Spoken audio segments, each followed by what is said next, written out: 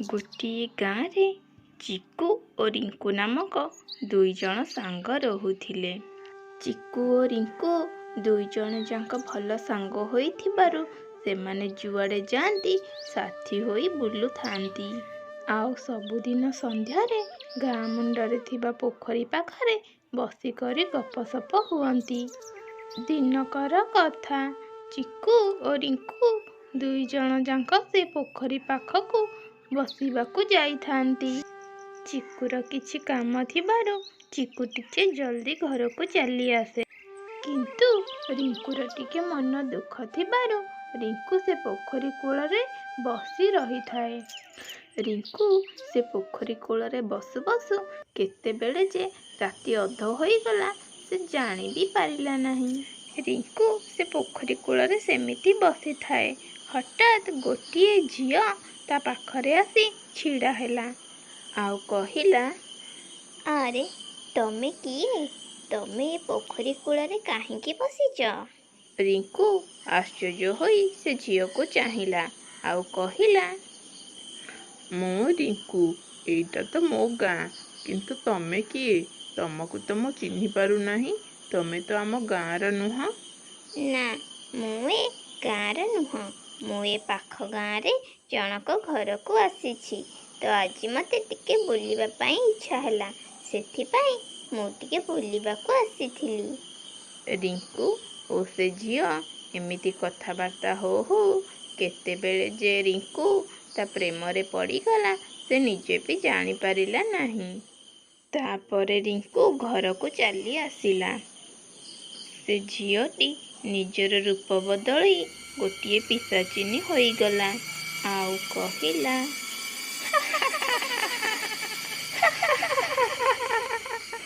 ଯାହା ହଉ ଏ ଗାଁରୁ ଏତେ ଦିନ ପରେ ମୋତେ ଗୋଟିଏ ଶିକାର ମିଳିଛି।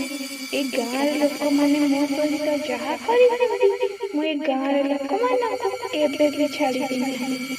ସମସ୍ତଙ୍କୁ ରକ୍ତ ଶୋଷି ମାରିଦେବି। ତାପରେ ସେ ପିଶାଚିନୀଟି ସବୁଦିନ ସେ ପୋଖରୀ କୂଳକୁ ଆସି ରିଙ୍କୁ ସାଥିରେ ଦେଖା କରେ ଓ ରିଙ୍କୁ ସହିତ କଥାବାର୍ତ୍ତା ହୁଏ। କିନ୍ତୁ ରିଙ୍କୁର ଅଜାଣତରେ ସେ ରିଙ୍କୁଠାରୁ ସବୁଦିନ ରକ୍ତ ଶୋଷି ନିଏ। କିଛି ଦିନ ଗଲା ପରେ ରିଙ୍କୁର ସ୍ୱାସ୍ଥ୍ୟ ଅବସ୍ଥା ବହୁତ ବିଗିଡ଼ିବାକୁ ଲାଗିଲା ଓ ତାଙ୍କର ଘର ଲୋକ ସନ୍ଦେହ କଲେ କି ରିଙ୍କୁର କ'ଣ ହୋଇଛି ଯେ ରିଙ୍କୁ ଏତେ ଝଡ଼ି ଝଡ଼ି ଯାଉଛି। ତାପରେ ତାଙ୍କ ଘର ଲୋକ ସମସ୍ତେ ଗୋଟିଏ ତାନ୍ତ୍ରିକ ପାଖକୁ ଗଲେ ଆଉ ତାନ୍ତ୍ରିକକୁ କହିଲେ, ଆଜ୍ଞା ଦେଖନ୍ତୁ, ଆମ ପୁଅ କାହିଁକି ଝଡ଼ି ଯାଉଛି ଆମେ କିଛି ବୁଝିପାରୁନାହୁଁ। ଆପଣ ଆମକୁ ଏହାର ସମାଧାନ ଟିକେ କୁହନ୍ତୁ। କ'ଣ କଲେ ଆମ ପୁଅ ପୂର୍ବ ପରିକା ହୋଇପାରିବ? ତାନ୍ତ୍ରିକ ରିଙ୍କୁକୁ ଦେଖୁ ଦେଖୁ ବୁଝିପାରିଲେ କି ସେ ଗୋଟିଏ କୁଆଁରୀ ପିଶାଚିନୀ ହାବୁଡ଼ରେ ପଡ଼ିଯାଇଛି। ଆଉ ତାନ୍ତ୍ରିକ ଜଣକ ରିଙ୍କୁକୁ ସବୁ କଥା ପଚାରିଲେ ଓ ରିଙ୍କୁ ସବୁ ସତ କଥା କହିଲା କି ସେ ଗୋଟିଏ ଝିଅକୁ ଭଲ ପାଏ ଓ ତା ସାଥିରେ ସବୁଦିନ ରାତିରେ ଦେଖା କରିବାକୁ ଯାଏ। ଏହାପରେ ତାନ୍ତ୍ରିକ ଜଣକ କହିଲେ, ତୁ ଯାହାକୁ ଦେଖା କରିବାକୁ ଯାଉଛୁ ସେ ଗୋଟିଏ ପିଶାଚିନୀ। ସେ କୌଣସି ଝିଅ ନୁହେଁ। ଯଦି ପାରୁଛୁ ତାକୁ ପରୀକ୍ଷା କରିବା ପାଇଁ ତାର ଚୁଟିରେ ଗୋଟିଏ କାଠିଟେ ବାନ୍ଧିଦେ। ତାପରେ ଦେଖିବୁ ମୁଁ ତାକୁ ଧରୁଛି କେମିତି। ରିଙ୍କୁ ତା ପରଦିନ ଦେଖା କରିବାକୁ ଗଲାବେଳେ ସେ ଝିଅର ଚୁଟିରେ ଗୋଟିଏ କାଠି ବାନ୍ଧିଦେଲା। ଆଉ ସକାଳୁ ସକାଳୁ ସେ ତାନ୍ତ୍ରିକ ଓ ଅନ୍ୟ ଲୋକମାନେ ସମସ୍ତେ ଏକାଠି ସେ ପୋଖରୀ କୂଳକୁ ଗଲେ ଆଉ ଦେଖିଲେ କି ରିଙ୍କୁ ବାନ୍ଧିଥିବା କାଠିଟି ସେ ପୋଖରୀ ମଝିରେ ଭାସୁଛି।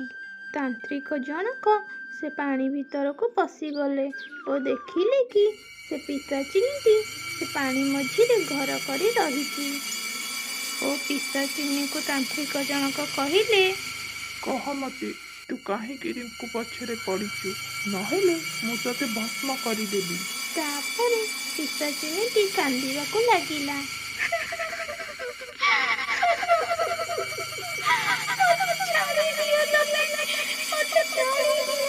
ବହୁତ ବର୍ଷ ତଳର କଥା। ଏ ଗାଁର ଲୋକମାନେ କିଛି ଜଣ କରି ମୋତେ ମାରି ଦେଇଥିଲେ। ସେଥିପାଇଁ ମୁଁ ଏ ଗାଁର ପ୍ରତିଶୋଧ ନଉଛି। ଯାହାକୁ ଦେଖେ ତାର ରକ୍ତକୁ ପିଇ ଦିଏ। ହଉ, ମୁଁ ତୋତେ ଏବେ ମୁକ୍ତି ଦେଇ ଦଉଛି। ତୁ ଆଉ କୁଆଁରୀ ପିଶାଚିନୀ ହୋଇ ଘୁରି ବୁଲିବୁନି। ତୁ ଏବେ ଭଗବାନଙ୍କ ପାଖକୁ ଚାଲିଯିବୁ। ତାପରେ ତାନ୍ତ୍ରିକ ଜଣକ ସେ କୁଆଁରୀ ପିଶାଚିନୀକୁ ମୁକ୍ତି ଦେଇଦେଲେ ଓ କୁଆଁରୀ ପିଶାଚିନୀ ଭଗବାନଙ୍କ ପାଖକୁ ଚାଲିଗଲା। ସେଇଦିନ ଠାରୁ ରିଙ୍କୁ ଓ ସେ ଗାଁର ଲୋକମାନେ ପୂର୍ବ ଭଳି ପୁଣି ଖୁସିବାସିରେ ରହିବାକୁ ଲାଗିଲେ। ଗୋଟିଏ ଗାଁରେ ରାଜୁ ଆଉ ରାଜୁର ମା ଦୁଇଜଣ ରହୁଥିଲେ। ରାଜୁର ବାପା ଆରପାରିକୁ ଚାଲି ଯାଇଥିବାରୁ ରାଜୁ ସବୁଦିନ ଛେଳି ଚରେଇ ଘର ପ୍ରତିପୋଷଣ କରୁଥିଲା। ଗୋଟିଏ ଦିନର କଥା, ରାଜୁ ଦିନେ ଛେଳି ଚରେଇବା ପାଇଁ ଜଙ୍ଗଲକୁ ଯାଇଥାଏ। ଛେଳିମାନଙ୍କୁ ଚରିବାକୁ ଛାଡ଼ିଦେଇ ସେ ଗୋଟିଏ ଆମ୍ବ ଗଛରେ ଚଢ଼ି ଆମ୍ବ ଖାଉଥିଲା। ସେଇ ବାଟ ଦେଇ ଗୋଟିଏ ବୁଢ଼ୀ ଅସୁରୁଣୀ ଆସିଲା ଆଉ ରାଜୁକୁ ସାଙ୍ଗେ ସାଙ୍ଗେ କହିଲା, ହଇରେ ବାପା, ତୁ କ'ଣ ଖାଉଛୁ କିରେ? ମୋତେ ଟିକେ ଦିଅନ୍ତନି। ହଇଲୋ ବୁଢ଼ୀ, ତୋର କ'ଣ ଆଖି ନାହିଁ କି? ତୁ ନିଜେ ନେଇ ଖାଉନୁ, ମୁଁ ତୋତେ କାହିଁକି ଦେବି ବା? ଆରେ ବା, ମୋର ଏ ନିଆଁ ଲଗା ଆଖି ଦିଟାକୁ ଆଉ କ'ଣ କିଛି ଦିଶୁଛି? ତୁ ମୋତେ ଟିକେ ସାହାଯ୍ୟ କର। ଗୋଟେ ଆମ୍ବ ମୋତେ ତୋଳିକି ଦେ, ତାହେଲେ ତୋର ଧର୍ମ ହବ ରେ ବା। ହଉ ହଉ ଠିକ୍ ଅଛି, ନେ ଏଇଟା। ଆରେ ବା, ତୁ କୁଆଡ଼େ ଫିଙ୍ଗି ଦଉଛୁ ଯେ? ମୋ ନିଆଁ ଲଗା ଆଖି ଦିଟାକୁ କ'ଣ ଦେଖାଯାଉଛି? ମୁଁ ତ ପାଉନାହିଁ। ତୁ ମୋ ହାତକୁ ଗୋଟେ ତୋଳିକିନା ଦେ। ହଉ ତାହେଲେ, ନେ ଏଥର। ହଇରେ ପୋଡ଼ା ମୁହାଁ, ତୁ ମୋତେ କମ ହଇରାଣ କଲୁଣି। ମୁଁ ହେତେବେଳୁ ତୋ ପଛରେ ନାଗିଛି ତୋତେ ନେବା ପାଇଁ। ତୁ ମୋତେ ହଇରାଣ କରୁଛୁ। ଚାଲେ ଘରକୁ ଆଜି। ତୋତେ ମୁଁ କଡ଼ମଡ଼ କରି ଯଦି ନ ଖାଇବି, ତୁ ମୋତେ କହିବୁ। ଓହୋ, ଏଇ ଟାଇମରେ ପୁଣି ଝାଡ଼ା ମଡ଼େଇବାକୁ ଥିଲା। ହଉ, ମୁଁ ଟିକେ ଯାଏ, ଝାଡ଼ା ବସିକି ଆସେ ଭାରି। ବସ୍ତାଟା ଏଇଠି ଟିକେ ଥୋଇ ଦେଇକି ଯିବା। ରାଜୁ ସେଇ ସମୟରେ ସେ ବସ୍ତା ଭିତରୁ ଦାନ୍ତରେ କାମୁଡ଼ି ବସ୍ତାକୁ ଚିରି ସେ ବସ୍ତାରୁ ବାହାରି ଆସିଲା। ତାପରେ ତା ଭିତରେ ଯେତେ ସବୁ କାଦୁଅ, ମାଟି ଆଉ ପଥର, କଣ୍ଟା ସବୁକିଛି ସେ ବସ୍ତାରେ ପୂରାଇ ଦେଲା। ତାପରେ ସେ ବସ୍ତାକୁ ବାନ୍ଧି ଥୋଇ ଦେଇ ସେଇ ଗଛ ପାଖରୁ ଚାଲିଗଲା। ବୁଢ଼ୀ ଅସୁରୁଣୀ ଆସିଲା ଆଉ ପୁଣି ବସ୍ତାକୁ ମୁଣ୍ଡେଇ କରି ଚାଲି ଚାଲି ଘରକୁ ଯାଉଥାଏ। ବସ୍ତାଟିକୁ ମୁଣ୍ଡେଇ ଯାଉଥିବା ବେଳେ ବୁଢ଼ୀ ଦେହରେ କଣ୍ଟା ଗୋରା ଖାଲି ଫୋଡ଼ି ହୋଇଗଲା।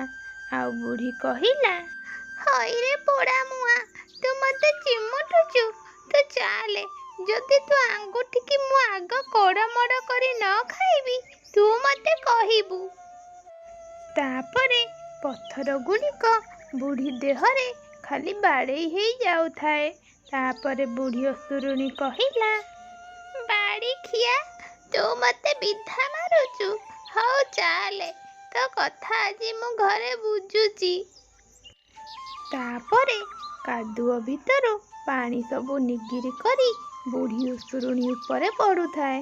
ତାପରେ ବୁଢ଼ୀ ଅସୁରୁଣୀ କହିଲା, ପୋଡ଼ା ମୁହାଁ, ମୋ ଉପରେ ମୁତୁଛୁ? ଯେତେ ମୁତୁଛୁ ମୁତୁ। ଚାଲେ, ତତେ ଆଜି ମୁଁ କଞ୍ଚା ଖାଇବି, ସିଝେଇବି ନାହିଁ। ଚାଲେ ଆଜି ଘରକୁ ତୁ। ଏମିତି କହି କହି ବସ୍ତାଟି ମୁଣ୍ଡେଇ କରି ଘରକୁ ଧରିକି ଗଲା। ଆଉ ବୁଢ଼ୀ ଅସୁରୁଣୀର ଗୋଟେ ଝିଅ ଥିଲା। ସିଏ ସେଇ ଝିଅକୁ ଗୋଟେ ପାଖ ଗାଁରୁ ଚୋରି କରି ଆଣି ଝିଅ କରି ରଖିଥିଲା ଆଉ ତାକୁ କହିଲା, ମାଲୋ, ଆଇଲୁ ଏଇଠିକି।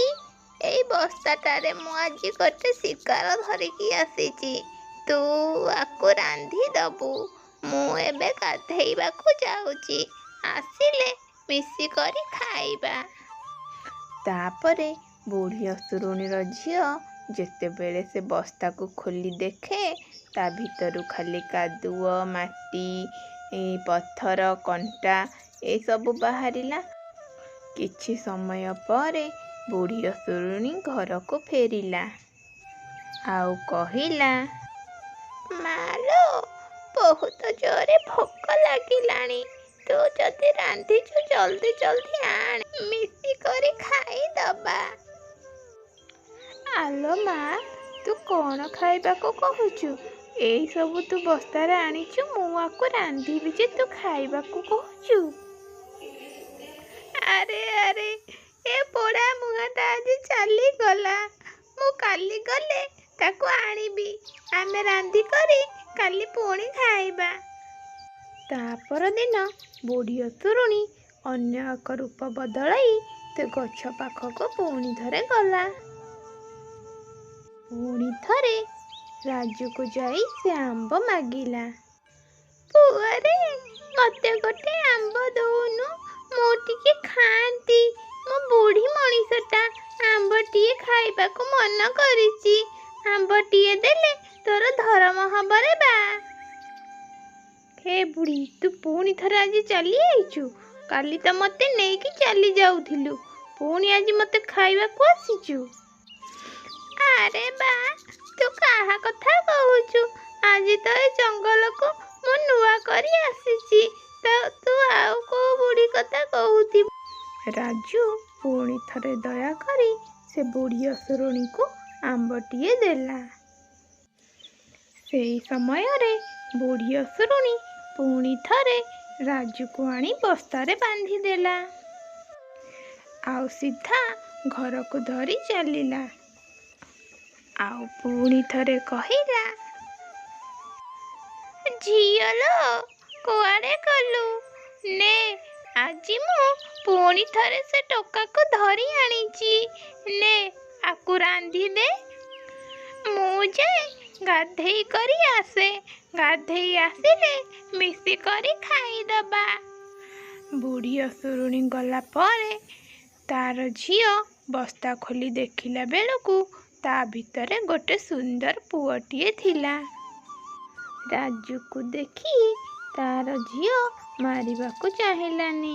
ରାଜୁକୁ ଲୁଚେଇ ଦେଇ ଆଉ ଗୋଟିଏ ଛେଳି ଆଣି ବୁଢ଼ୀ ଅସୁରୁଣୀ ପାଇଁ ରୋଷେଇ କରି ରଖିଦେଲା ଆଉ ବୁଢ଼ୀ ଅସୁରୁଣୀକୁ ଖାଇବାକୁ ଦେଲା। ବୁଢ଼ୀ ଅସୁରୁଣୀ ଖାଇଲା ବେଳେ କହିଲା, ଝିଅଲୋ, ଏ ମାଉଁସଟା କାହିଁ ଭଲ ଲାଗୁନାହିଁ। ଛେଳିଆ ଛେଳିଆ ମାଉଁସ ଭଳିଆ ଲାଗୁଛି। ଆଲୋ ମା, ସେ ପିଲାଟା ପରା ଛେଳି ଚରଉଥିଲା, ସେଇଥିପାଇଁ ବୋଧେ ଛେଳିଆ ଛେଳିଆ ଲାଗୁଥିବ ଆଉ। ହଁ, ସେଇଆ ହେଇଥିବ ବୋଧେ। ତାପରେ ରାଜୁ ଆଉ ସେ ଝିଅ ଦୁହେଁ କଥା ହୋଇ ବୁଢ଼ୀ ଅସୁରୁଣୀ ଶୋଇଥିବା ବେଳେ ବୁଢ଼ୀ ଅସୁରୁଣୀକୁ ନିଆଁ ଲଗାଇ ପୋଡ଼ିଦେଲେ। ତାପରେ ଦୁହେଁ ଘରକୁ ଫେରି ଆସିଲେ ଆଉ ବହୁତ ସୁଖ ଶାନ୍ତିରେ ଗୋଟିଏ ଜଙ୍ଗଲରେ 3 ଜଣ ପିଶାଚିନୀ ରହୁଥିଲେ। ସେଥିରୁ ଗୋଟିଏ ପିଶାଚିନୀ ସବୁଦିନ ଗାଁ ଆଡ଼େ ଯାଇ ଛେଳି କୁକୁଡ଼ା ଚୋରି କରି ଆଣି ସବୁ ସାଙ୍ଗମାନଙ୍କ ସାଥିରେ ଖାଉଥିଲା। ହ୍ୟାଲୋ ନାନୀ, ତୁ ତ ବଢ଼ିଆ ଛେଳିଟେ ଚୋରି କରି ଆଣିଛୁ। ତା ମାଉଁସଟା ଭାରି ସୁଆଦିଆ ଲାଗୁଛି। ହଁ ଲୋ ନାନୀ, କିନ୍ତୁ ଗୋଟେ କୁକୁଡ଼ା ମାଉଁସ ଖାଇବାକୁ ବହୁତ ମନ ହଉଛି। ତୁ କାଲି ଗୋଟେ କୁକୁଡ଼ା ଆଣନ୍ତୁନି, ଆମେ ମିଶିକି ଖାଆନ୍ତେ। ହଉ ଠିକ୍ ଅଛି, ମୁଁ କାଲି ଗାଁ ଆଡ଼େ ଗଲେ କାହା ବାଡ଼ିରେ ଦେଖି କୁକୁଡ଼ା ଚୋରି କରି ଆଣିବି ଆଉ ଆମେମାନେ ମିଶିକି ଖାଇବା, ହେଲା? ହଉ ଲୋ ନାନୀ, ଠିକ୍ ଅଛି, ତୁ କାଲି ଆଣେ, ଆମେମାନେ ମିଶିକରି ଖାଇବା। ଆରେ, ଏ ରାମ ବାଇରେ ତ ବହୁତ ବଢ଼ିଆ କୁକୁଡ଼ା ରଖିଛି। ଆଜି ୟା ଭିତରୁ ଗୋଟେ କୁକୁଡ଼ା ଚୋରି କରି ନେଇଯିବି। ଆମେ 3 ଜଣ ସାଙ୍ଗ ମିଶିକରି ଖାଇବୁ। ତାପରେ ପିଶାଚିନୀଟି ସବୁଦିନ ଗୋଟିଏ ଗୋଟିଏ କୁକୁଡ଼ା ଚୋରି କରି ନେଇଯାଏ। ଏହାପରେ ରାମୁର କୁକୁଡ଼ା କମିବାରେ ଲାଗିଲା। ରାମୁ ଜାଣିପାରିବାରୁ ଦିନେ ଘର ଭିତରେ ଲୁଚି ରହି ଦେଖୁଥିଲା କି ସବୁ କୁକୁଡ଼ା କିଏ ଚୋରି କରି ନେଉଛି।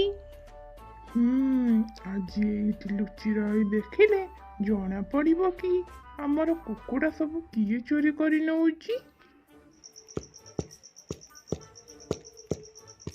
ଆରେ ଇଏ ତ ପିଶାଚିନି। ଏ ପିଶାଚିନି ସବୁଦିନ ମୋ ବାଡ଼ିରୁ ତାହେଲେ କୁକୁଡ଼ା ଚୋରି କରୁଛି। ହଉ ଠିକ୍ ଅଛି, କାଲି ଏ ପିଶାଚିନିକୁ ମୁଁ ପାନେ ଦଉଛି। ତାପରେ ରାମୁ ପିଶାଚିନି ପାଇଁ ଗୋଟିଏ ଜନ୍ତା ତିଆରି କରିଲା। ତାରି ଭିତରେ ଗୋଟିଏ କୁକୁଡ଼ାକୁ ରଖିଦେଲା। ଆଉ ରାତି ଅଧରେ ପିଶାଚିନିଟି ଆସିଲା। ଆଉ ସେ କୁକୁଡ଼ା ଭାଡ଼ିଟିକୁ ଦେଖି କହିଲା, ଆରେ ଆରେ, ଆଜି କ'ଣ ନୂଆ କୁକୁଡ଼ା ଭାଡ଼ି? ଆଉ ୟା ଭିତରେ ତ ବହୁତ ବଢ଼ିଆ କୁକୁଡ଼ାଟିଏ ଅଛି। ଯାଉଛି ଆଜି ଏ କୁକୁଡ଼ାଟିକି ନେଇଯିବି। ଆଉ ଆମେମାନେ ମିଶିକରି ସମସ୍ତେ ଖାଇବୁ। ଏସବୁ କ'ଣ ହଉଛି? ମୁଁ ତ ୟା ଭିତରେ ବନ୍ଦୀ ହୋଇଗଲି। ମୋ ସାଙ୍ଗମାନେ କୁଆଡ଼େ ଗଲ? ମୋତେ ଟିକେ ବଞ୍ଚାଅ, ମୋତେ ବଞ୍ଚାଅ। ତାପରେ ପିଶାଚିନିର ସାଙ୍ଗମାନେ ସେଠୁ ଦୌଡ଼ି କରି ପଳାଇ ଗଲେ। ଆଉ ପିଶାଚିନି ସେମିତି କାନ୍ଦୁଥାଏ। ତାପରେ ରାମୁ ସେ କୁକୁଡ଼ା ଭାଡ଼ି ପାଖକୁ ଆସିଲା ଆଉ କହିଲା, ତତେ ମୁଁ ଆଜି ଛାଡ଼ିବିନି। ତୁ ମୋର ସବୁ କୁକୁଡ଼ା ଚୋରି କରି ଖାଉଥିଲୁ ନା? ତୁ ଏଇଠି ଆଜିଠୁ ବନ୍ଦୀ ହୋଇ ରହିବୁ। ମୋତେ ଛାଡ଼ି ଦିଅ। ମୁଁ ଆଉ ତମ କୁକୁଡ଼ା କେବେ ଚୋରି କରିବିନି। ମୋତେ ଛାଡ଼ି ଦିଅ ତମେ। ହଉ ଠିକ୍ ଅଛି, ମୁଁ ତତେ ଛାଡ଼ିଦେବି, କିନ୍ତୁ ଗୋଟିଏ ସର୍ତ୍ତରେ। କୋଉ ସର୍ତ୍ତ? କୁହ। ତୁ ଯଦି ଆଉ କାହା ବାଡ଼ିରୁ କୁକୁଡ଼ା ନ ଚୋରି କରିବୁ ତାହେଲେ ମୁଁ ତତେ ଛାଡ଼ିଦେବି। ଆଉ ଗୋଟେ କଥା, ଯୋଉ ସାଙ୍ଗମାନେ ତତେ ତୋ ଅସମୟରେ ତୋ ପାଖରୁ ଦୂରେଇ ଯାଇଛନ୍ତି ସେମାନଙ୍କ ସାଥିରେ ବି ତୁ କେବେ ବି ସାଙ୍ଗ ହବୁନି, ନହେଲେ ତୁ ପୁଣି ଥରେ ବିପଦରେ ପଡ଼ିବୁ। ହଉ ଠିକ୍ ଅଛି, ମୁଁ ଏ ଗାଁକୁ ଆଉ କେବେ ବି ଆସିବିନି। ଆଉ ସେମିତିକା ସାଙ୍ଗମାନଙ୍କ ସାଥିରେ କେବେ ବି ସାଙ୍ଗ ହେବିନି, ଯୋଉମାନେ କି ମୋ ଖରାପ ସମୟରେ ମୋ ସାଥିରେ ନାହାନ୍ତି। ହଉ ଠିକ୍ ଅଛି, ତୁ ତାହେଲେ ଯା।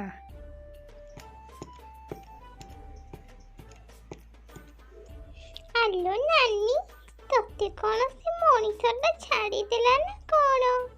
ହଁ, ସିଏ ମୋତେ ଛାଡ଼ିଦେଲେ। ସିଏ ବହୁତ ଭଲ ମଣିଷ।